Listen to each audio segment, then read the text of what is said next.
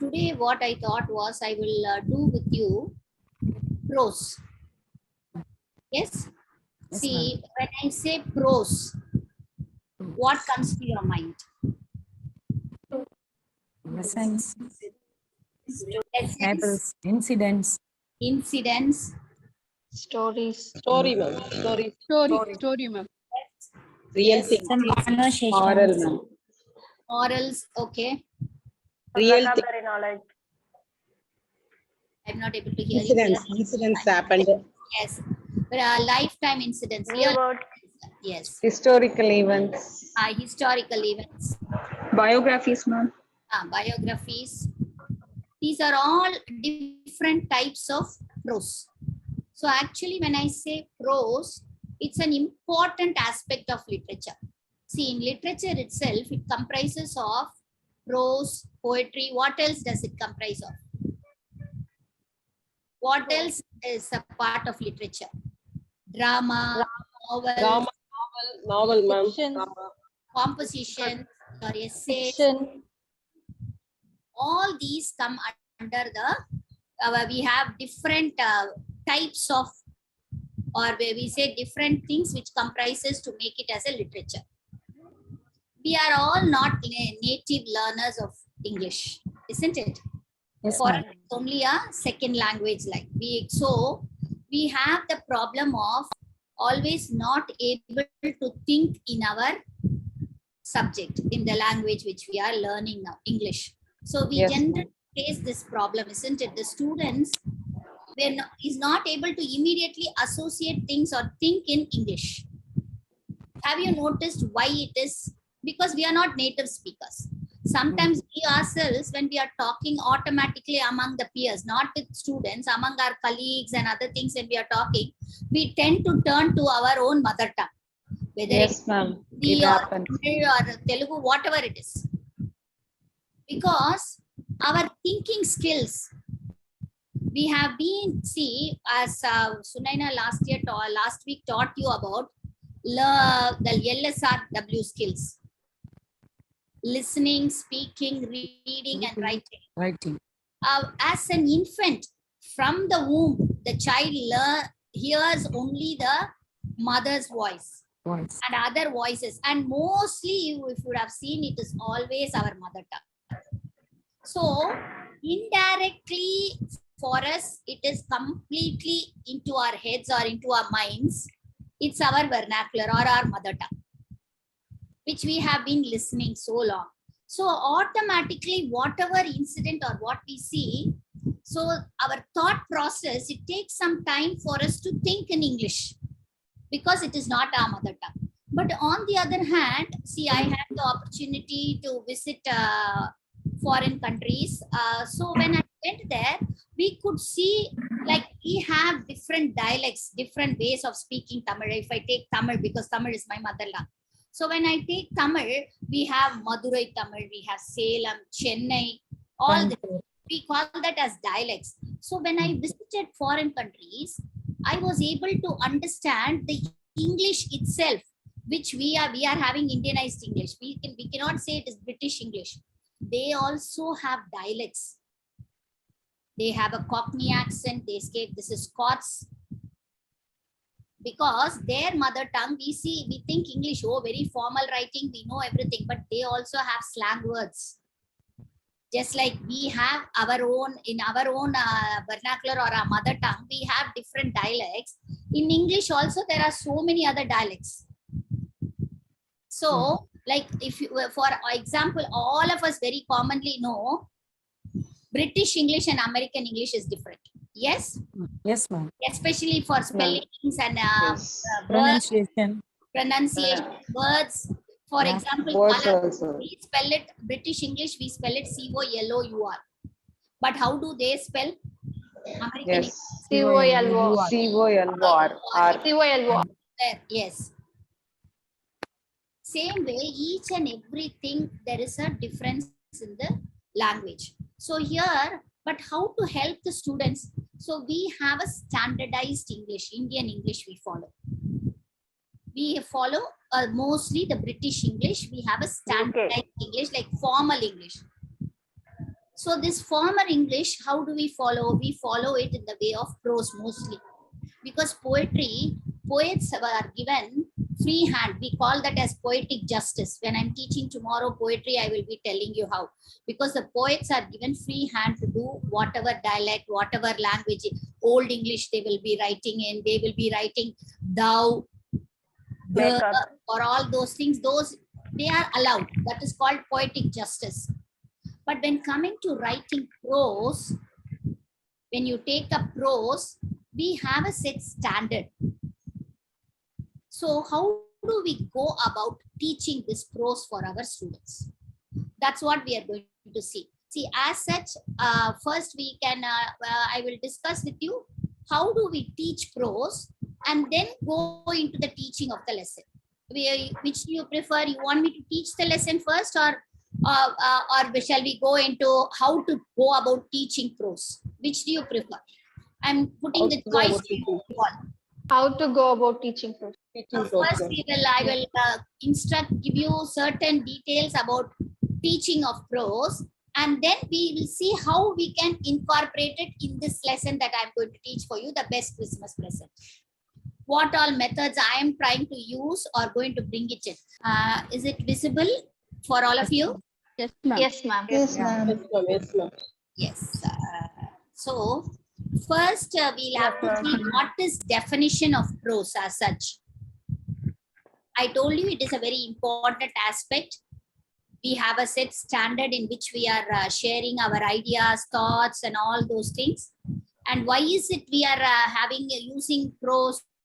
Because we have a set standard for it, and it passes on a lot of information and knowledge, which the student will be able to easily grasp the idea of the writer. So the meaning of prose will be clearer when I say the word, what is written by Coleridge is, prose is words in their best order. I told you poetry, it's not so. That is why we always say prose is words in their best order. Can any one of you volunteer to read out what I have, what is in this PPT definition of prose? Shall I read, ma'am? Any one of you? Teaching of prose. Any one of you? I didn't get Definition. Okay, Kantimati ma'am. Okay, Shall I read, ma'am? Yes, sure. Go on, ma'am. Teaching of. Yes, ma'am. Yes, you're audible, Teaching ma'am. of prose. Not audible. Not audible, ma'am. Definition of prose. Prose is an important aspect of literature. It includes essay, drama, novel, composition, and biographies, etc. It enriches the vocabulary of the students and develops language skills such as reading, writing, speaking, and listening. Prose is for more information and gaining knowledge. It helps the students to grasp the ideas of the writer. The meaning of prose will be clearer by the given following definition. Prose is words in their best order by Coleridge. Yes. Was it audible, ma'am? Yes. Yes, ma'am. Thank you. So is the definition of prose clear to all of you? Shall we go to the next one? Yes, ma'am.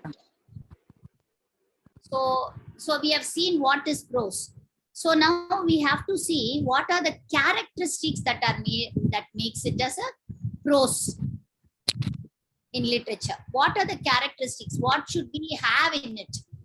See, like humans means we have certain characteristics. We have the human qualities. Whether everybody is humane or not, that is a different issue. I'm telling it the lighter way. So, but saying like that, so when I say prose, we should also have certain characteristics which we follow, because there is a set pattern in which we have to use prose lesson. So what all it should comprise of, or what should we look into for to name it as prose, are all those things that are details is given here. So we discussed what all it should see. It is so, prose is the main important part of literature, soul of literature.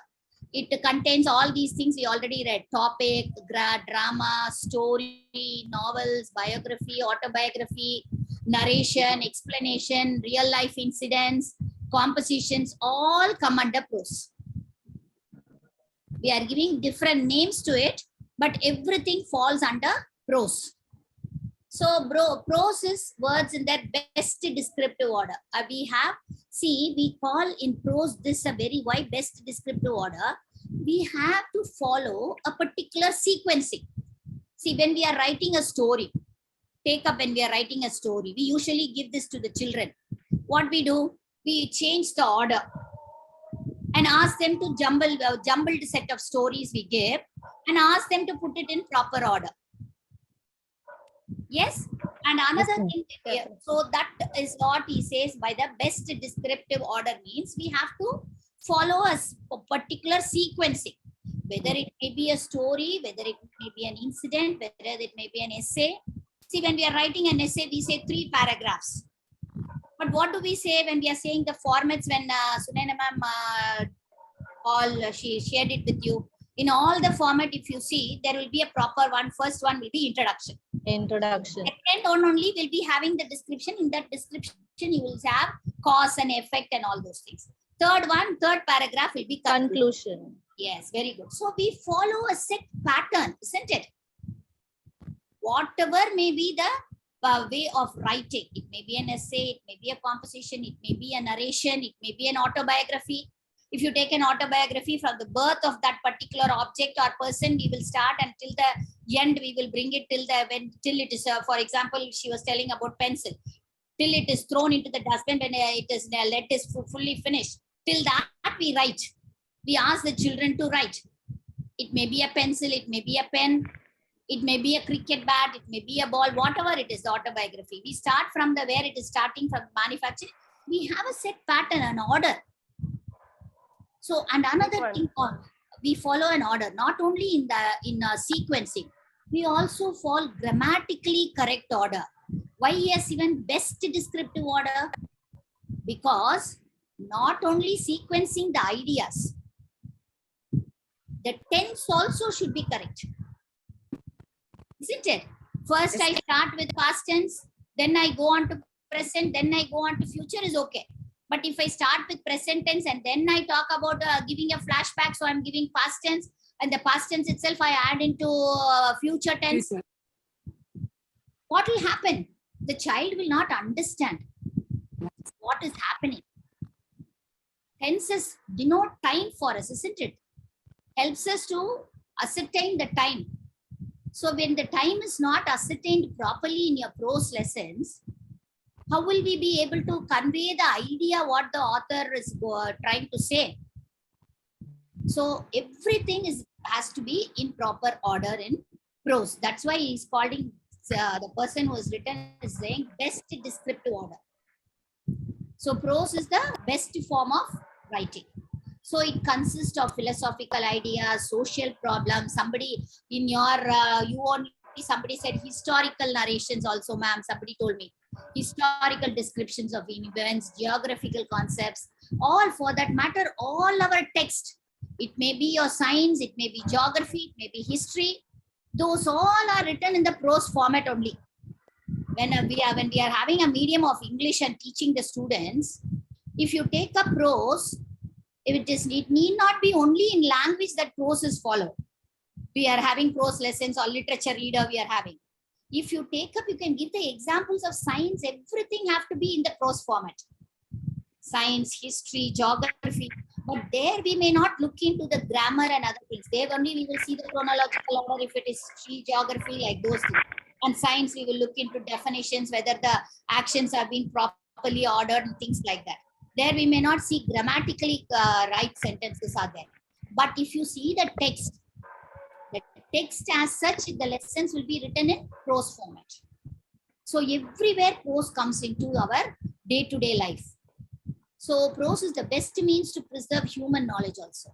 See, whether you take up earlier old what has happened in the old age, what has happened in Tamil, we say that Chuvadigal, everything is written in prose. For preservation also, we write and keep everything in prose. Or even the inscriptions that you see in the temples, you will not see it is written in the poetry format. It will be in the prose order also. Old Tamil and all, if you have gone to the temples, if you have seen the inscriptions and all, will be in, it will be in the prose format only. So that's what he's saying. It's the best means to preserve any knowledge, human knowledge. We have Tamil or any language, anything for that matter, we have it from the inscriptions that we see in the old age. All those things. Prose is used to develop the cognitive and effective aspects of the students. So when prose is written in proper order, children will also be able to think correctly. Cognitive and effective aspects of the students, how we can develop, because unless we give a proper win, they will not be able to write it that in that proper order. If we ourselves are confused, how is it possible to develop such qualities in the students? So it develops language skills, reading, writing, speaking, and listening. It develops the imagination power of the students. So, for example, when I see a flower, I may think of how beautiful it is, how it can be put into the, can be offered to God and things like that. It gives a different, so each one will be thinking in a different way. You may have another way. Oh, it's so beautiful. It'll be matching to my sari. I may like to keep it in my head. Or I would like to keep it or give it to my teacher. So each one will have a different thought and different idea, which can be easily expressed in the prose form. So it, of course, develops your imagination. So with the help of vocabulary, with the words that we have, which we keep on incorporating into the minds of the students, when we are using new words, all those things, how it can be done, it will all come out in the form of prose only. So, and that when it comes in the form of prose, it of course develops the imagination, the creative thinking qualities, all these things happens. The purpose of literature is best served by teaching prose. It develops the expressional ability of the students. So how can they express their feelings, their emotions only by way of words? And those words, everybody is not so good at. Everybody see, out of, if you take the number of authors will be more compared to the number of poets. Because writing poetry is difficult compared to writing prose. So more will be writing prose. So it really helps them to express their emotions, their feelings. How can they bring it out? It is only in the form of prose. So when they bring it out, what automatically happens? It enriches their vocabulary. The student's vocabulary becomes more, but because sometimes when he's want for words, when he's not able to express, he may ask his friends, he may nowadays say, it is all in their palm. They will immediately go for Google search, look for synonyms, antonyms. They get multivarious. So they are easily able to use all these.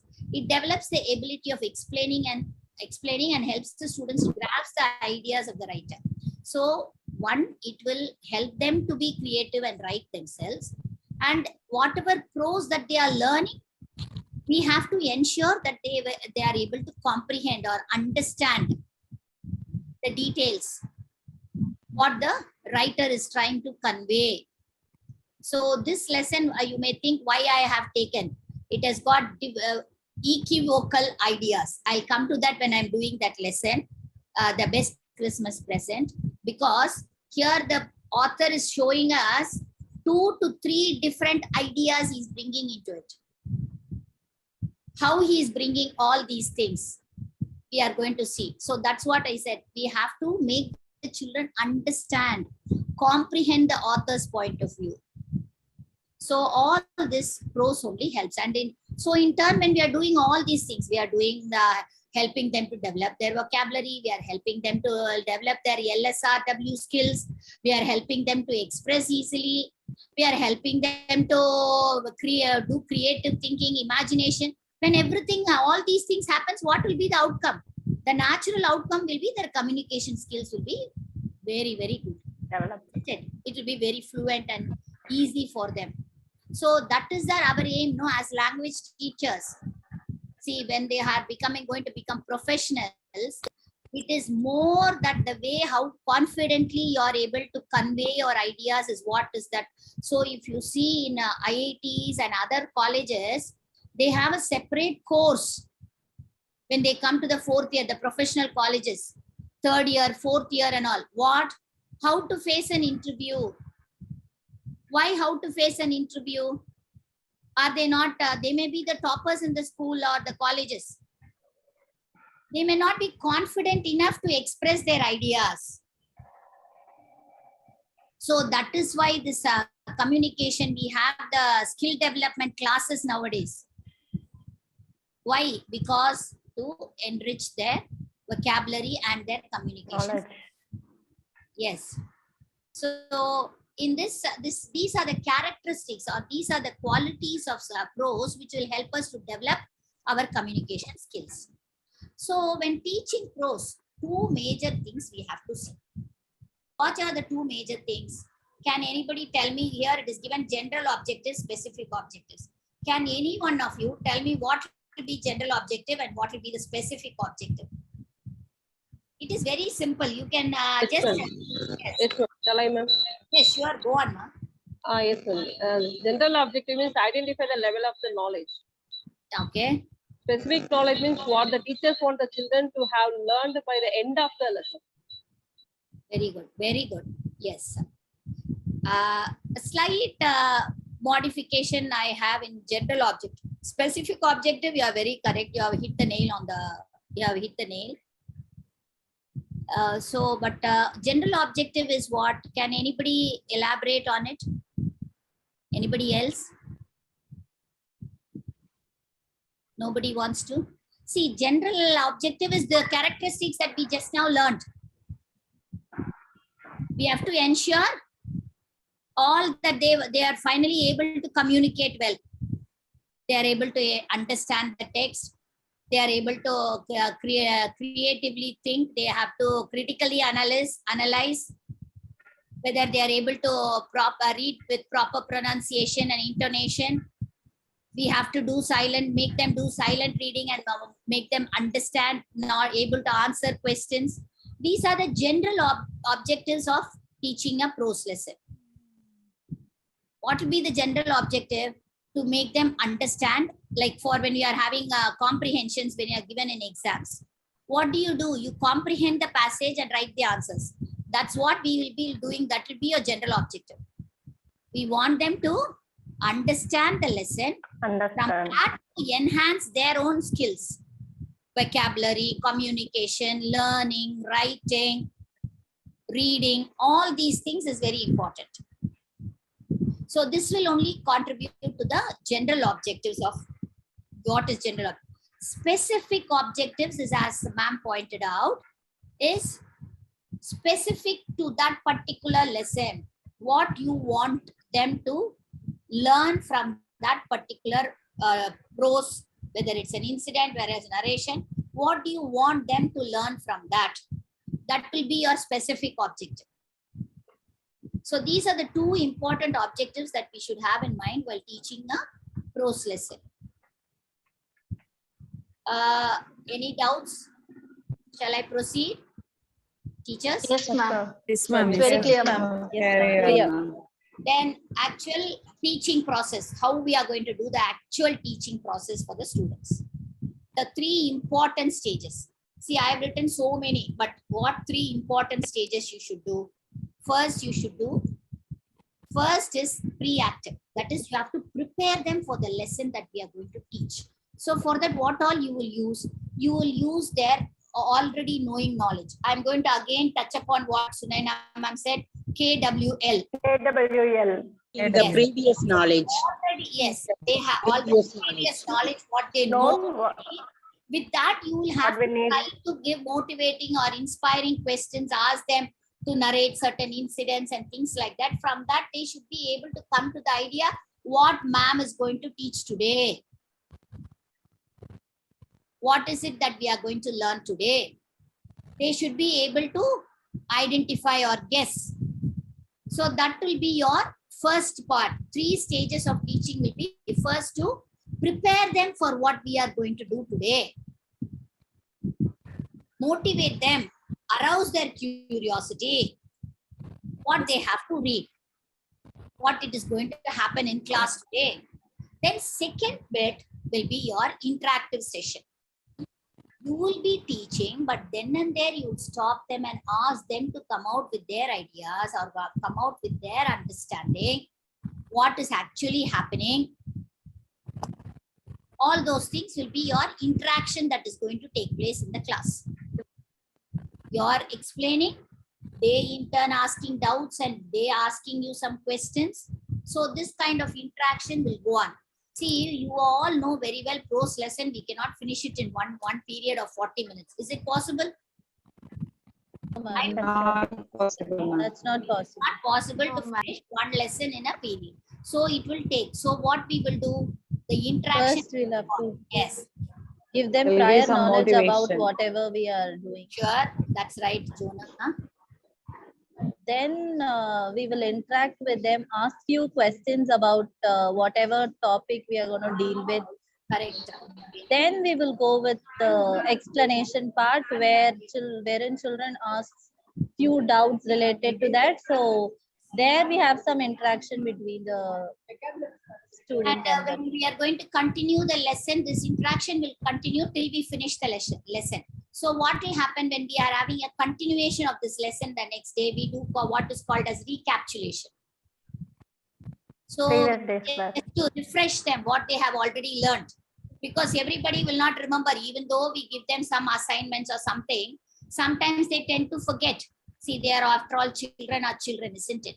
So students are all children. So they will tend to forget. So just to bring them back to the same mood, what we have to do, either we have to ask them a simple questions of what we have already taught them, or we ourselves narrate a few things so that they are able to do it.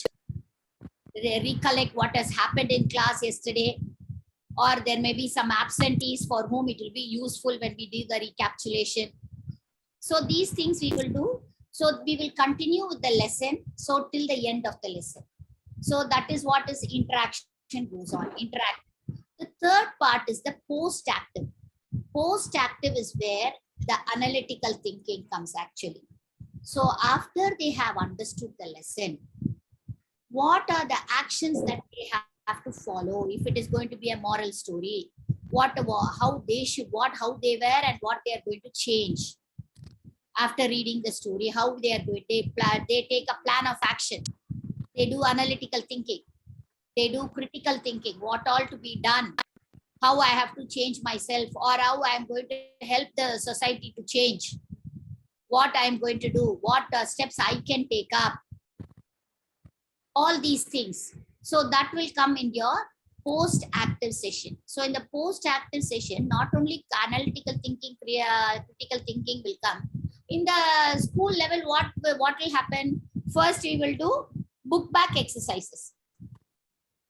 Isn't it? The activities that are listed in our books. Yes. Will help them to again understand what it is done. See, we have to also see practically how we can do it in our classrooms. I cannot just give you only the points which is going above your head, which is not practical to your in the classroom session. So in the classroom session, directly analytical thinking means the student will not get down and go into the field and start doing the work. It's not possible. It is only possible for us to do book back exercises, the activities, which will reflect on the lesson. So later on in his life, when it comes to classroom situation or when it comes to other situations in the school scenario itself, how the students can incorporate those things will fall into place.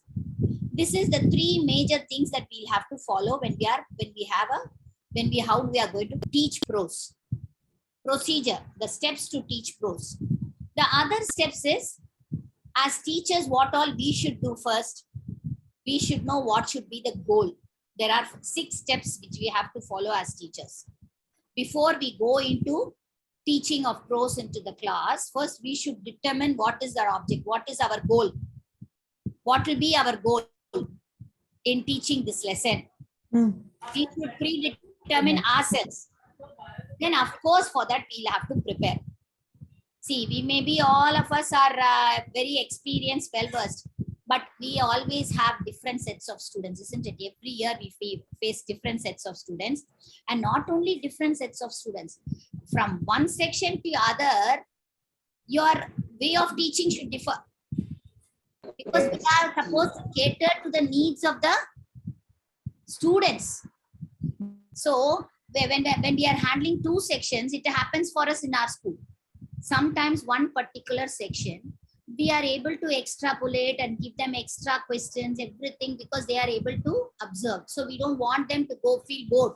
So we have to keep them also occupied to their level.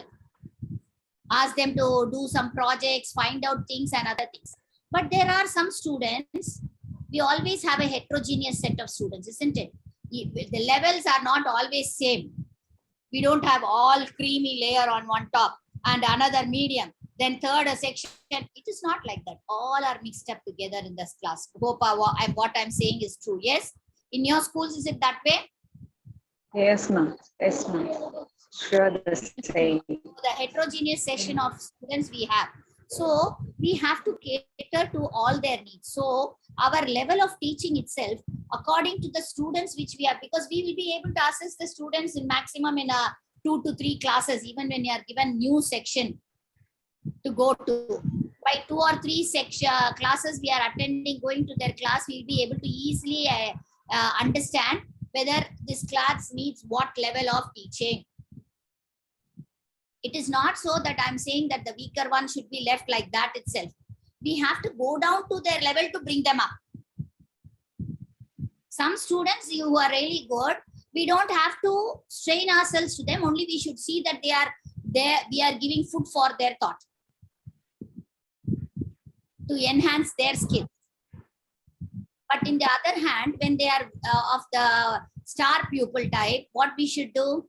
We should go down to their level, devise different techniques. That's where I'm saying the preparation is must for all the teachers. We may be 15 years, 20 years, we are so well versed in our language, we can easily, fluently talk, address the gathering, all that is wonderful. But when it comes to teaching the classrooms, we have to assess the class and prepare ourselves according to that. Do you agree with me or not? Yes, ma'am. Yes, I ma'am, agree. yes. We do. We do agree. Because we know this lesson how many times, 20 years I have taught the same lesson. I know the grammar from any time I can teach tenses, I can teach anytime. But it is not so, isn't it? For whom we are teaching is very important, isn't it? What I'm teaching for students, I cannot teach for you. Isn't it? So there our level of preparation is very, very essential. That's what I'm saying. Preparation, we may think, what is this? This after all 8th standard, 10 years, the same book NCRT I'm following. I know I've been handling 10th standard past 20 years. Same NCRT book, no change. I can do it. It's not so. We are having every year different set of sections of students. We ourselves will feel bored. We think we have to use different techniques to make it for ourselves the class interesting. Leave alone the students. Otherwise, for us, a monotony will set in. We will not use all our potential to put it across to the students to develop well. So we need to think, we need to read, we need to prepare. Then, of course, nowadays presentation counts a lot. How you present. See, 10 years back, I never would have touched my computer to do this kind of presentation or this kind of online class. If anybody would have told me, I would have said no, I would have run away from it. But now what? Everybody, we have become tech savvy. We are learning every day new things, how to go about it. And we feel, and our convenience also develops. See, easily I'm able to bring pictures. I'm able to show different objects. All these is possible because earlier teachers means we used to carry so many charts, this, that, all big bag full of things. Take it and go to school. When we did our B.Ed and all those things, how much we used to carry. If some old teachers are there, I'm sorry if all of you are when you're doing your B.Ed course, how much you would have carried your things. So many things, every day new charts, new aids. But nowadays, everything everything is in a tip of our fingers. Go to this Google search, this picture I will screen share, I will put it here, show it to my students. It's very easy. And what happens? Visual representation also creates a lot of impact on the students. For us also. See, why should we always think about even for us as elders or adults, visual impact is more. We tell the students, for your advertisement, as parents also we tell, you can very well by heart and tell the advertisement. Your lessons you are not able to do. We shout at our children. Why? Because repeatedly seeing the visuals, repeated information which is being coming, and the tune, the musical tune in which it is coming, for them it is very easy to register. Unknowingly, it gets involuntary, it happens. The registering in their brains, it happens unknowingly. So in this way, our representation should also be there. So the pictorial representations and all those things will automatically, it happened in our class once. See, I was telling extra points about a lesson. One student in the exam went about writing all those. Then I had to call the student and say, see, this is, I told you the story and other things just to make you understand, but this is not part of your lesson. So please don't write this in the exam. Has it happened? Can anybody share such kind of incident that has happened to you in your classroom sessions? Sometimes we say some extra points, student will be able, maybe that is very interesting to him, immediately he would have caught hold of it and try to bring it in the exam.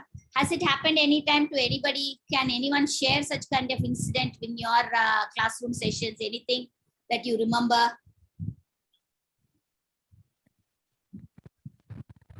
Because one incident that has happened, I'm going to tell it during when I'm teaching you the lesson. Because now if I say that the curiosity, will be lost.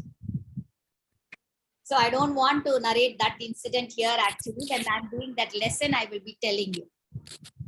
Okay. If you think about, if you come across, maybe it is not immediately able to recollect. It's all right. When you come across, you can tell me anytime. Yes, nothing wrong.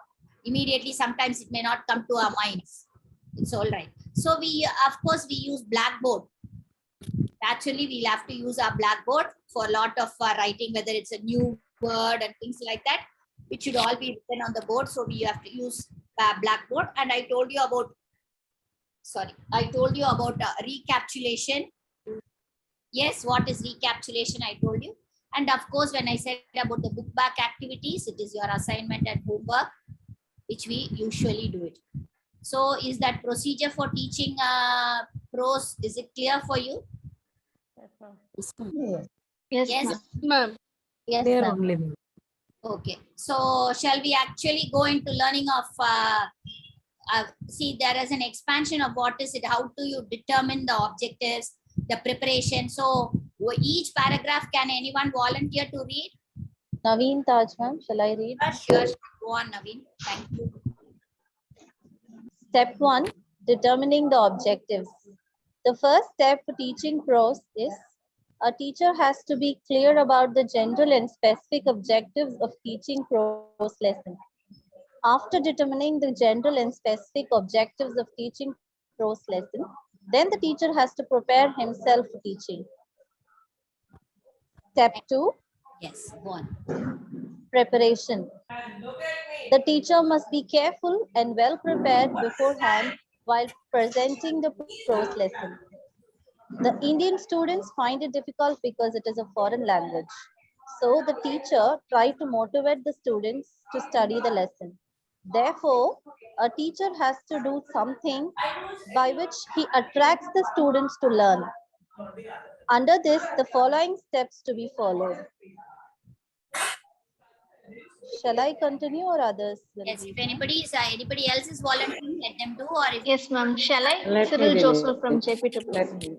yes, somebody else can do it also. Thank you, Ma. Thank you, Naveen. Yes, ma'am. You, ma'am. Teaching aids. Without using aids, not only a teacher can never truly teach, but also he unable to make his teaching interesting and effective. Therefore, the teacher should use various material aids like charts, models, map, TV, radio, chalk, duster, pointer, etc., in accordance with the kind of the lesson she is going to teach. By using such aids, a teacher can easily arouse interest and curiosity of the students. May I continue or? May I do, ma'am? Shall I do? Abhirami Ma'am, ma'am. may I do? Yes, ma'am. Yes. Previous knowledge. The new knowledge Thank you. should be a supplementary part of previous knowledge. What the teacher is going to impart to the students. So a teacher, before imparting new knowledge to the students, he should know and access that how much knowledge the students have gained. The previous knowledge testing, PKT, is a process by which a teacher can easily facilitate the teaching learning process. Thank you. So these Thank you, are the ways how in which you will be able to learn, teach prose. So actual one example of teaching prose, I'm going to do it for you today. I may not be teaching the whole lesson. A little bit of maximum possible, we will try to cover it today. Okay. So Yes, ma'am. before going into this, a small activity we are going to do, a simple activity. So you can put in your feedback, which I'm going to ask you in the chat box. As Sunaina ma'am, I can't do away with my presentation. Sorry, I brought it, PPT. So just you can write it in the chat, but what is the situation I'm going to tell. Okay. See, all of us know about the First World War. Yes, we have had 2 world wars. All of you know. Yes, sir. All of us know 1919. First World War and Second World War. I think most of you all know. At least you must have Yes, read ma'am. the history books if you are all very young. Any of you may be young, but still you must have been aware of what happened in the First World War, Second World War, and all that.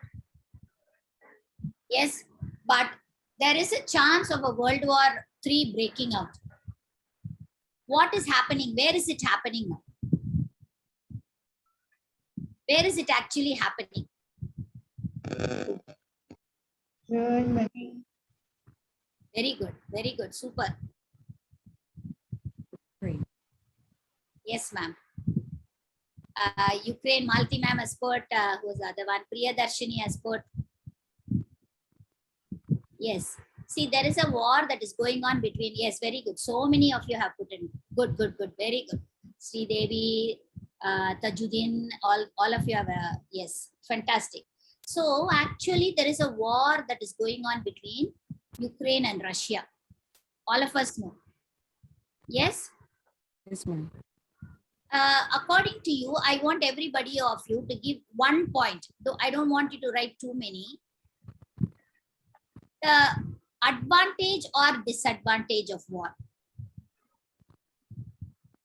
Because of war, is there an advantage or a disadvantage? But what is the advantage? What is the disadvantage? I want everybody to put in 1 point in the chat box. Because I'm not so good at going to the break rooms and making you do. So I'm using only the chat box.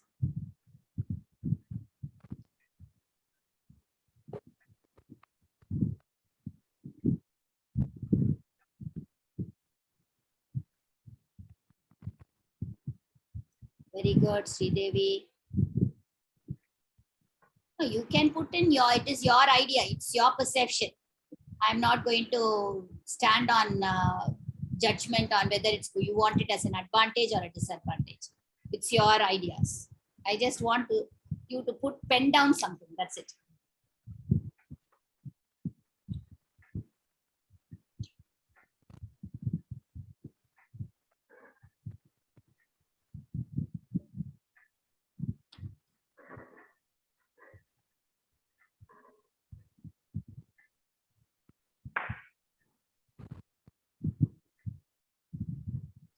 Very good. So all of you have contributed. Is there anyone who's still writing? I've starting from Sri Devi. She said it's a disadvantage. Very good. Prabha said natural resources are destroyed. Muthulakshmi, economical problem. Economy will be destroyed. So there will be a problem in economy. Then Jonah also says, she says it's an advantage because there will be scientific development. using of the weapons and all those things. Bharati says it's a disadvantage, death, sadness. Priyadarshini also says loss of life of many people. Jonah says people will suffer. Priyavartini also says it's a disadvantage because it will enhance the economy level. Mostly advantage is to enhance the economy level. Disadvantage is only for the poor people. Abhirami says people were killed in huge number, heavy loss, very good. So Bharati says advantage is peace, love, and financial. But I asked what will be for war? Cyril says there are many things involved with war: peace, love, money, death, sadness, all those things. So many. Malti ma'am says they can earn money. Disadvantage, loss of many people. Advantage, Muthulakshmi ma'am says we can develop our contribution skill. I don't understand. We develop our contribution skill. Okay. Being patriotic, you mean to say? Yeah, yes, ma'am. Got it. Naveen says advantage can know how well we are developed. Okay. So Judin says that disadvantage of war is that it will demolish all advantages.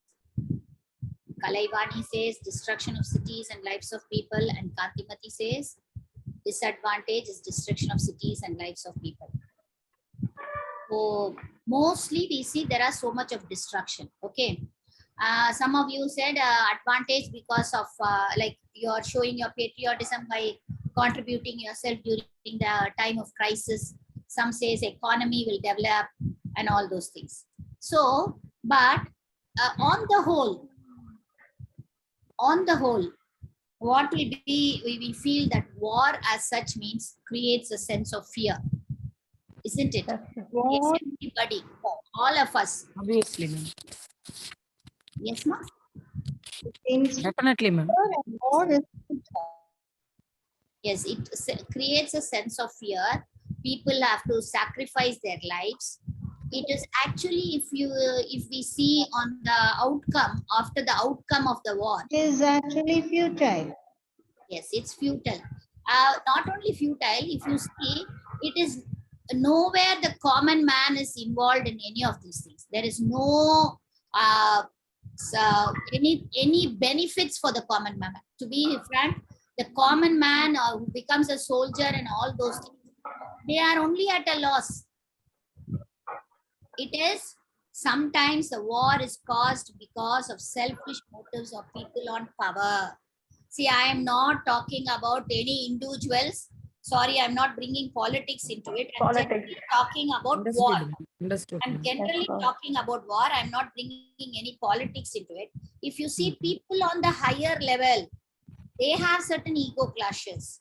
See, if you Yes. take our olden age during our kings, they wanted to amass wealth. But when you come to Napoleon, he wanted to conquer the world. But did he bother about the normal soldiers, what is happening to them?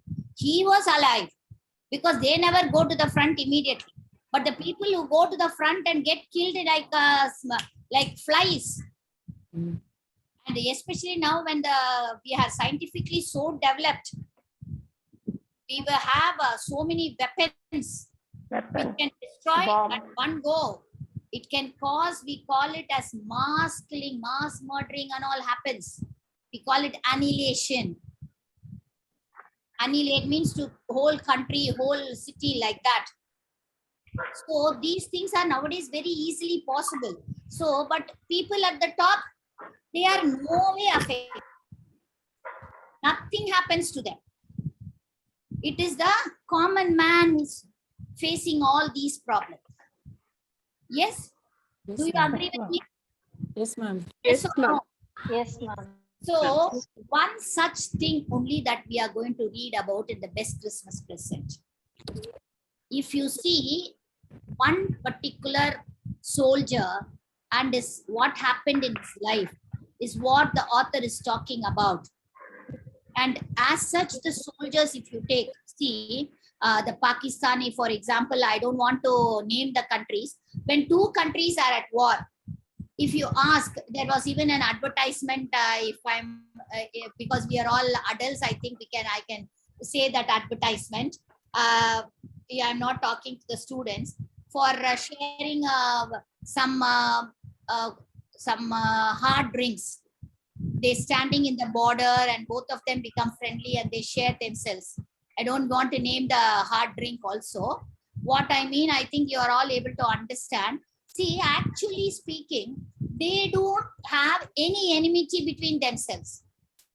The person who's standing in the other side of the border or this side of the border.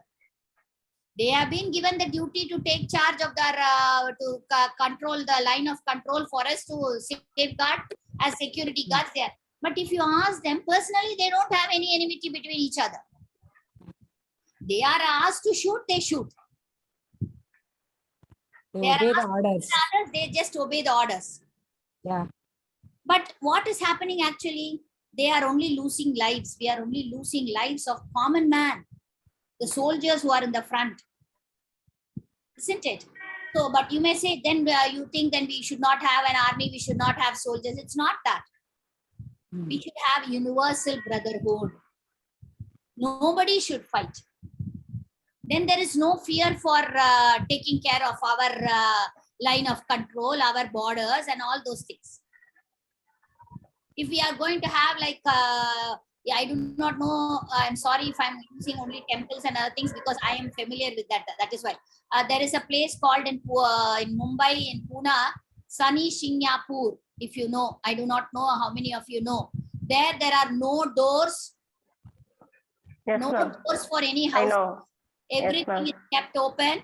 Open. Nobody Yes, ma'am. sleeps, Heard nothing. about it, ma'am. Yes, ma'am. So I I have have also seen, heard ma'am. about it. I have not seen, but I've heard about it, seen pictures. So if we are going to be like that, loving each other, where is the need for controlling? Where is the need to protect our wealth? Where protect our for our safety? So the lesson that we are going to learn is only talking about universal brotherhood, world peace, to be friendly with each other. Why don't we be like that? See, in India, one place we can have like that. Why don't we have it all over? We are all the time seeing whether the lock is the double lock. I will not talk in front of this person. Now also it is coming in news. A very well trusted driver has killed a couple in Mylapore. All of you would have been hearing this news that has been all the time flashing in TV now. We have trust in people and we talk to them, and what they have done, they have killed the couple in Chennai. Because I am in Chennai, I am talking about that. A very quite a young couple, affluent family. He has just killed them for monetary benefits. And he has been their car driver for 11 years. His parents are there in their farmhouse for 20 years.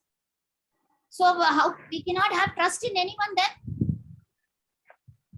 Where is our peace, our lovingness, our trust, our friendliness? Where is it all gone? This is what this lesson is telling us. We should take it like a thing of football, like a football match.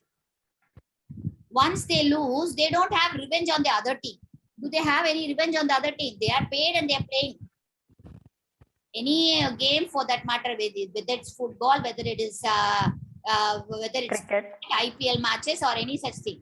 If you see, they will play that days play, they will happen. Afterwards, they are all again friendly with each other. Whatever may be the outcome of the result, with the outcome of the match, that they don't carry it over.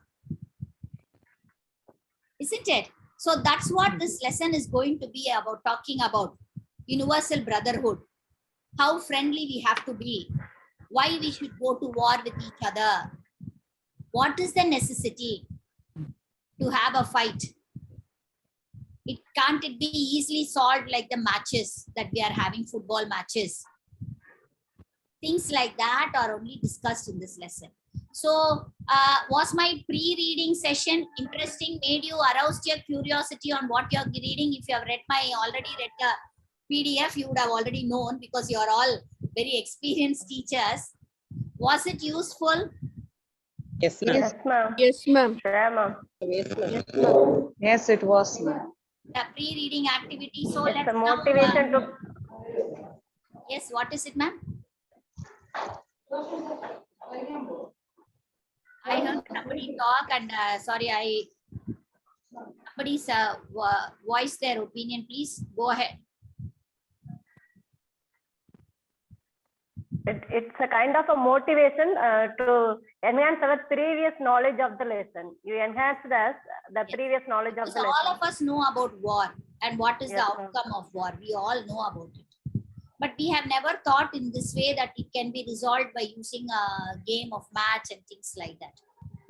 So that's why I brought in that advertisement of how the two soldiers, how they are standing in the border of their own country with a barbed wire in between, but they exchange drinks because they don't have personal enmity between each other.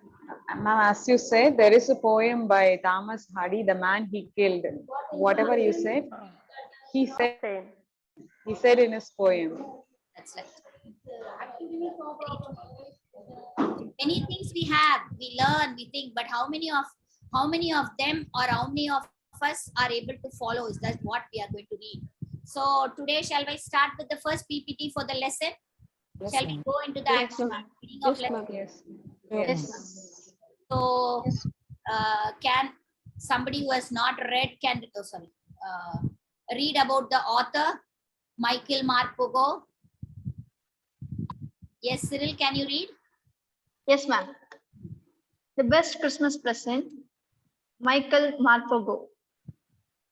Sir Michael Andrew Bridge Marpogo, OBEFRSL KFC, born 5th October 1943, in an English book author, poet, playwright, and librettist who is known best for children's novels such as War House 1982. His work is noted for its magical storytelling, for recurring themes such as the triumph of an outsider or survival, for characters, relationship with nature, and for vivid settings such as Cornish War. 1. Marpogo became the third children's Laureate. from 2003 to 2005. Thank you. So just a brief introduction about the author I have given, Michael Marpogo. We have Panchatantra tales. The other day I was, I do not know whether this session or another session, I was telling about Panchatantra tales. It is all written, done in Indian setting. If you take Ruskin Bond, stories of Ruskin Bond, because he was, even though he was a native of London, England, what he did, but he was born and brought up in India. So if you see all his books will have an Indian environment. His surrounding settings will be, if you take Ruskin Bonds, will be all Indianized. If you take Rabindranath Tagore, he will have all having, which is happening in Bengal because he's from Bengal and things like that. So if you take Michael, he is more interested in talking about the Cornish court because there is a place called Cornwall or something like that, and he's more always attributing himself with World War I. So his lessons or his writings, his script, all his writings, prose, everything will be for the children, but it will bring in war. This he will talk about the surroundings will be happening in World War I. So see, World War I, when did it happen? You know, it happened during 1914 to 1918. 18. So 4 years we had World War I, 1914 to 1918. Just an extra information I thought. In World War II, what happened, you know? We got independent. No, something Japan, to do with Hiroshima, Nagasaki, something bomb to do blast. with, yeah. Hiroshima, Nagasaki bomb blast. Are you talking about Also that? a very important thing in World War II. But one more very important event that we have to associate with Indians. Jallianwala Bagh. That is freedom struggle. India's freedom. What happened? What the British were losing. I think I myself will say, because from my point of view, what I want to convey, I'm coming. The British were losing in the Second World War, because the First World War also it was between Britain and the rest of the world, like that, Germans. First World War is between Britain and Germans. So all the countries either joined the British side or the German side. Second World War also it happened. So at that time, British were about to lose, especially in China, near China. So they requested Gandhiji, who was, when we were having freedom struggle, to allow Indians, motivate Indians to take part on the British side. So, and they promised us freedom after that, but they didn't give. It ended, I think, in 1936, if I'm not wrong, but they never gave our freedom as they promised. But our soldiers all fought on the British side, and also many of them died because we were not properly equipped for the Chinese border, which was very cold. It is very cold. We had our soldiers fought barefoot. Imagine in the cold near Himalaya. It is very difficult for them to withstand the cold, and many died like that. So what I'm saying, just extra information I'm trying to give you. It is nothing to do with the lesson. I just thought because in World War II, how Indians suffered because of the British. I just thought I wanted to just share it with you all. See, I'm more, I always, even though I have traveled, I am more leaning always towards our country. I have always, I have love for my motherland. So that I always bring in. So even though I'm taking a lesson, which is this, but still I just wanted to show how our Indian soldiers fought futilely. We were not given freedom as promised by the British at that time. Second World War, we did take part, and Britain finally won also. The British side won also, but they did not give us the freedom as they promised. Freedom. Yes, as they promised us, they didn't give, but our soldiers took part. Okay. So what are the things that we have to do when we are teaching? First, the knowledge we know, isn't it? Yes, ma'am. Touch upon the knowledge we know, isn't it? So when I'm coming to experiential learning, in experiential learning, what do we do? Sorry, teachers, there is a spelling error in experimental learning. It is here. I will change that. It is experiential learning. When we take up experiential learning, 4 important aspects we have to touch upon. First, our experience, concrete experience of earlier thing. Second, we have to weigh the pros and cons. Reflective observation means once when we have selected that we are going to do something, depending on our knowledge. The second point in experiential learning will be your reflective observation. Reflective means you are going to think. See, nowadays we have Google and other things. We will search. We have decided on something, whether we are having good reviews on this. For example, we are going to choose something to buy from Amazon. We'll take a simple example of something we are planning to buy something from Amazon. What we will do, we know this product is very good. Name it some X. It's a very branded one, so I'm going to take up. I know that I have heard so many people talk about it. So I'm going to take that X brand dress. So you go for searching for the X brand dress. So when you see the dress, what you do next is you reflect on the observation. What observation you have done here? You will see with the reviews whether this dress is okay, good. Is it worth the money that I'm paying? I'll weigh the pros and cons. Reflective observation will be, you will be weighing the pros and cons of it. Third, when it comes to it, what I will do, I will realize the abstract which I was having in mind, I will make it into a conceptualization. What I will do, self-realization. Okay, I want this dress, but whether I am able to afford it, will I be using it many times? Is in my utility value okay? Should I have to go for it? I've seen all this is okay, fine, tick, tick, tick. You put like a checklist. Okay, I know this brand is good. Okay, I have good reviews of it. Whether it is affordability, whether utility is there, you will see that will be the abstract which you are having. You are making it into a conceptualization. Then the fourth one is you will act accordingly. Active experience. Okay, you will decide, yes, I will be using it. I need it for this vacation. After that also, it is very useful. It is only daily wear. I can wear it many times. Or it is cotton that I can use it for this wonderful summer. So that it will be very soft and nice on me. What you do? You finally go into purchasing of it. For a simple action of one simple thing of purchasing from Amazon, what we do all these, isn't it? Actually, indirectly, we are doing this experiential learning only there also. First, we hear about some good brands. We go choosing this brand, or keep a budget. In that budget, we will search, see the reviews, whether it is okay, whether it's good. Then we will think, okay, it is whether worth the money, and whether I have the affordability, whether I have the occasion to wear it, whether I will be able to use it later on also. Sometimes we all buy wedding saris and things where we are using, we may hardly use it 2 or 3 times. We'll be spending quite an amount in it, isn't it? But the occasion warrants, we have to do it, isn't it? Because it's life, once in lifetime. So we will have to do it. Like that, certain things we will have to do. Then we'll go act upon it and go out and purchase it. So a simple thing in life of purchasing something also, we do all these things. Same way, when we are teaching a lesson, we'll have to go on to all these 4 details. Is what is your experiential learning. This pedagogy, how we are going to use in this lesson.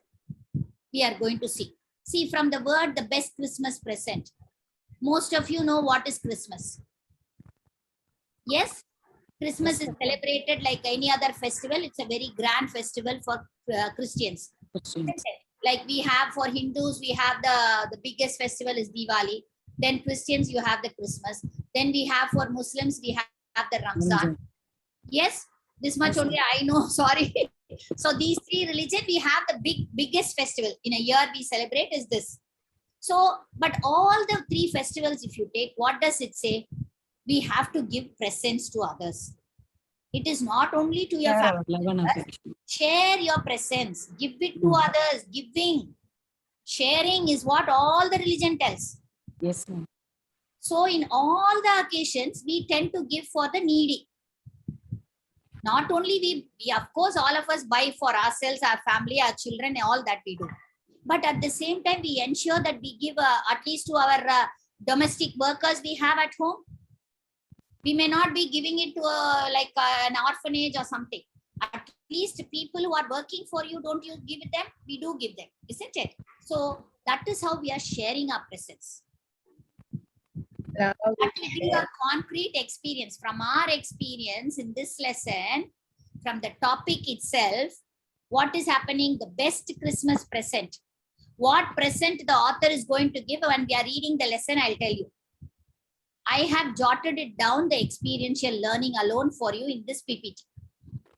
Actually, when we are doing the lesson, we see when you are showing all these things, naturally the students' curiosity will be aroused. Even if you don't finish it in that period, next immediately they will go home and see what is the present that what is that author talking about. I want to see what is the present that he has given. Will you, the child? Don't you think the students will be curious to know this? Yes or no? Yes, when I'm only going to give this, I'm not going to read anything for the lesson. They will naturally be aroused what it is happening. Then what is the reflective observation? Why we have to give presents on Christmas Day? First, we have to share presents that everybody knows. Santa Claus comes and gives in the night and all those things. The children know about it. But why at all we share presents on Christmas Day? To share our love and affection. Yes, it is just sharing our love, our friendliness, our brotherhood. Our relationship with our neighbors. Yes. To develop relationship. Good relationship, showing your love and affection, care for people who are working for you. All these things is what is coming in. Why presents have to be given? See, unless you express yourself, we do not know. You, if for example, your parents, if they say if you've got a very good marks and when they come home, the parent says, okay. Will the child be happy? Immediately what we shower our love, pamper him, hug him, give him kisses, wonderful, Lauda Kana, super, what do you want? I will make the best food for you. Or if you are affordable, we have promised something for him, we will say we'll give him. So unless others we show our affection, how is it possible for the child to understand? You may think, for my child only I'm doing all this. Unless you express yourself, how are you? See, communication, why does communication come in? For us to express ourselves only, no? So here also, why we have to, what is the reflection that we are having? Why we are giving presence? To show it, express our feelings. Without it, it's not possible. But there is a twist in the story now. What is happening? Suddenly I'm saying abstract conceptualization is self-realization of war. Where in the story, where it is going to be war, and active part is how war to be resolved. So something completely two different digression is happening in the story. If you take one is we are talking about Christmas, present, and all those things. Suddenly, another part of the story we are talking about war and how to resolve war. So when we have this, actually the author is bringing what he is doing. He is diversifying and then coming to the main objective of to stop war. He is taking that occasion of Christmas, how people shared their gifts, their love and affection to show universal brotherhood. He is bringing in first, showing that he's setting up a scenario of Christmas. It's a Christmas Eve. When the lesson starts, it starts with the Christmas Eve. Then he goes on to the story. What the author purchases something for the Christmas Eve. He comes across something and he wants to give it to that person. He decides. Then when he reads the letter that is there in that, then he is remembering what all happened during the World War. This story was written much later. But he is writing a story which has happened at that time. So, after reading the letter, the author comes to the self-realization of what had happened during the wartime and how they were able to resolve war or their differences. By the end of the story, he brings in that, and then he's again coming back to the, see, experiential learning is what? It is like a circle. It is like a chain, like a food chain. In science, what is the food chain? It goes on. Animals are connected. Then animals eat. From animals, humans eat. Again, humans eat plants. Like that, it goes on. It's a vicious circle, we say. It will go on and circle again and again. Here also, the author is trying to bring that idea only back to that Christmas. So after reading all this, how they resolve the differences, the author decides to give the letter to the person whom it belongs to. He goes on the Christmas day to give her the present, which was from her husband that this author was able to find. I'm using different techniques to bring in the story. Okay. The second step is I'm giving a picture representation, or we call it comic strip. But here the story does not revolve around comedy or humor, but I'm using the word comic strip or picture representation. What is actually happening? I've used a picture representation. Are you able to see, or you want me to slightly enlarge? You're able to see this PPT. All of you are able to see the picture. But we could not read that. No, you need not read it actually. The picture representation itself is for it. I've enlarged it a bit. Is it okay for you? I cannot see. Yes, ma'am. You're not able to see? Yes, ma'am. Now I can see.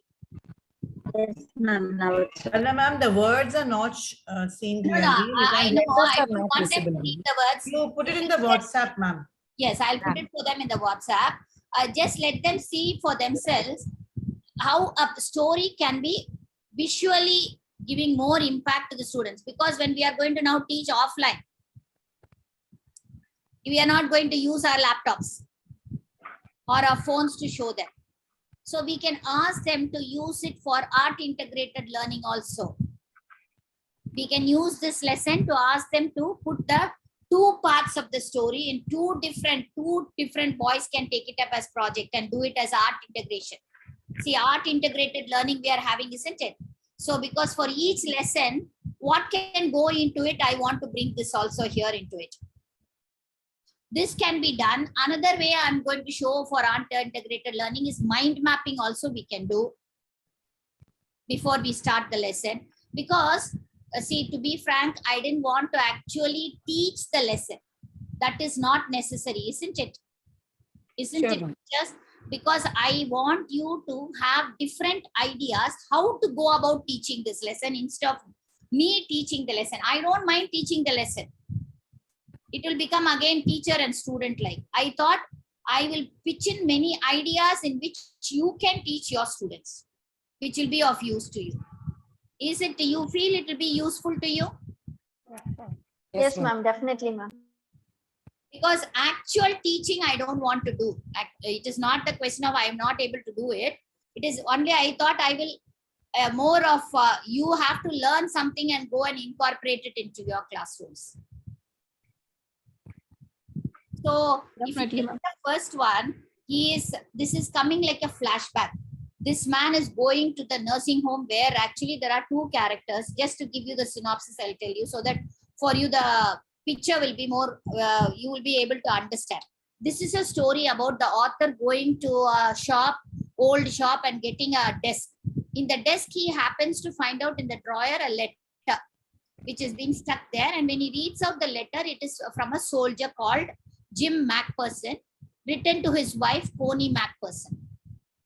So what does Jim Macpherson write? He says, I'm in the war. I'm sharing what all. So during Christmas time, she has sent some snacks she likes the best. And he also writes to the wife about what they did on Christmas Eve. What happened was they are in the no man's land. He is a British. Jim Macpherson is a British. They are fighting with the Germans in no man's land.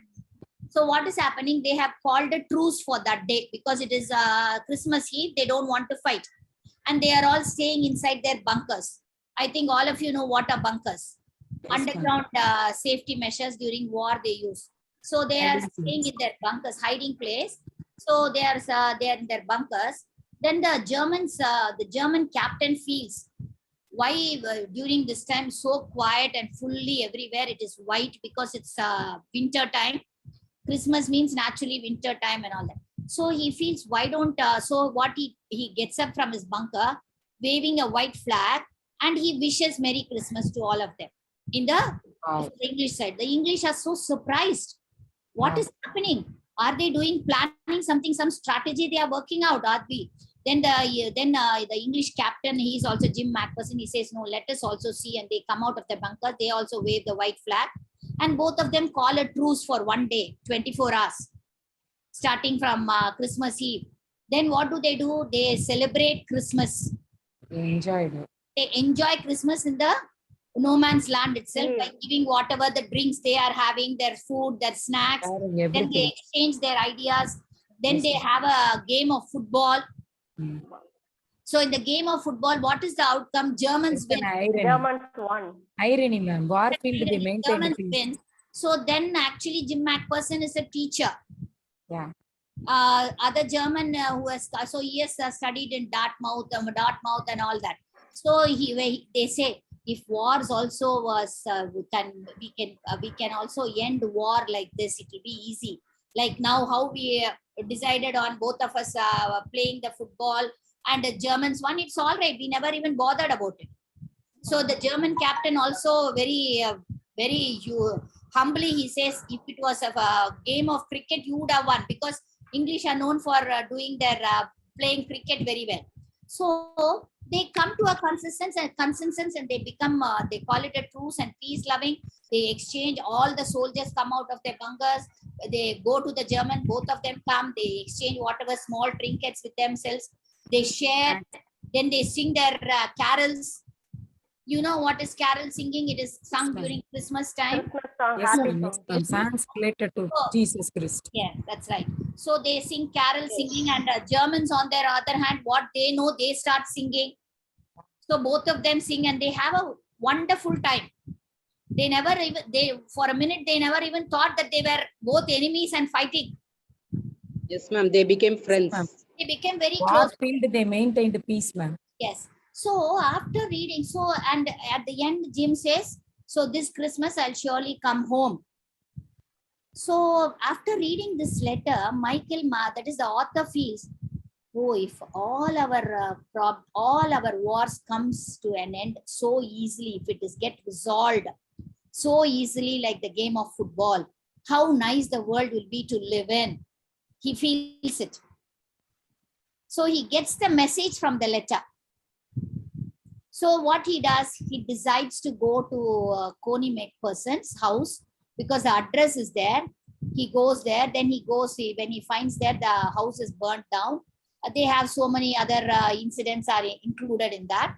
And then finally, she is actually Coney McPherson, who's 100 years now. She's still in the nursing home. She is taken to an asylum so he goes and hands over the letter. So she thinks that is the best Christmas present in the world, because what she thinks, the letter has, not only the letter, she's in her old age. She's not able to recognize. She thinks the author himself is Jim. Yeah. Her husband has come back, she thinks. And that especially as he had promised that he will be back on the Christmas day, he had come back on Christmas day. Christmas Eve, rather.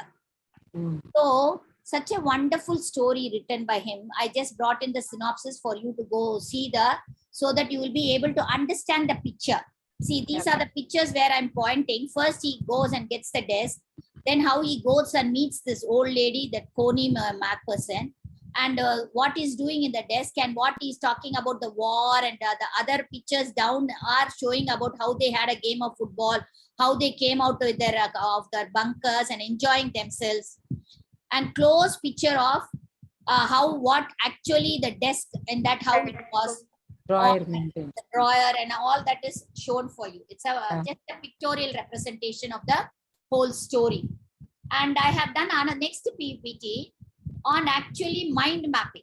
So these are the different ways in which you can, it's almost time.